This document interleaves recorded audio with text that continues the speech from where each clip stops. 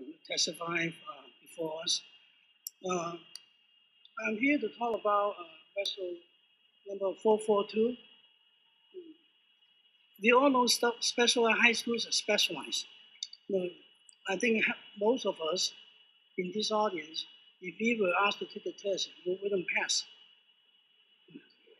Because it's a specialized high school. They are designed specially for high achievers, for people who want to go be scientists or in healthcare related engineering, all those fields. So while I was sitting here next to Councilmember Williams, I recall an episode I saw on Channel 13 many years ago about the rise of the Williams sisters, the tennis players. You remember Venus and Serena Williams? On Channel 13, it was many years ago. They saw how the Williams get into play tennis. One day, they were on vacation somewhere in a motel room. The Williams' father was watching TV about U.S. Open. And then he find out, wow, if you won in U.S. Open, you can win a couple $1 million. So this is amazing, he said to himself. I better train my daughters to play tennis. He himself is not a tennis player.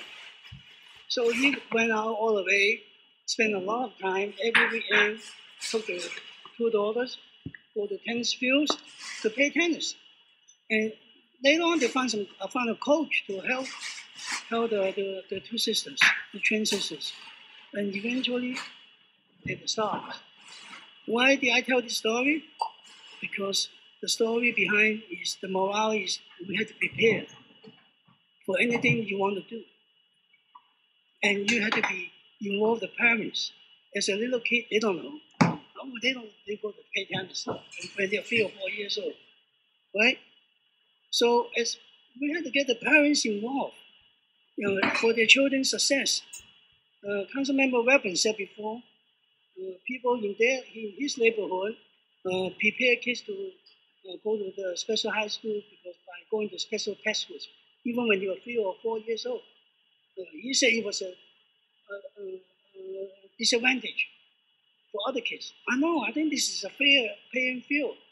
Why would parents spend their own money to let their children go to the academy to learn? It's not the government money. They hard-earned money. Rather than going on vacations, they go to special schools.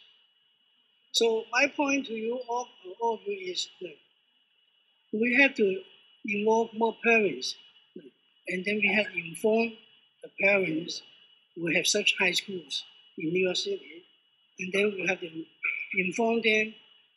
In life, we all have 24 hours a day, no matter how much money you have or how much you don't have. So we all have to make choices. Choices are not easy. Some people choose to sacrifice time studying. Some people choose to play basketball.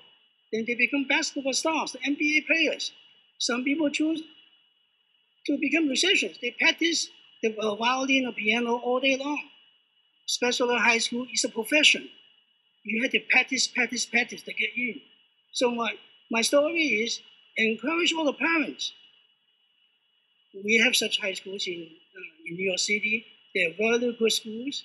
They're the top schools in the nation. And we don't want to lower the standard by eliminating the test. The test is not discriminatory. If it's discriminatory, if it's racially discriminatory, how come second generations, people from India, from Caribbean, they have dark skin? They get in because they spend time in preparation. So I want to know, how are you guys doing in informing the students or the parents of the students to prepare them, to make sure they have equal opportunity to take the test and all these things? Can you answer those? As Chair Drum has said, you're welcome to use your enthusiastic fingers, but we try to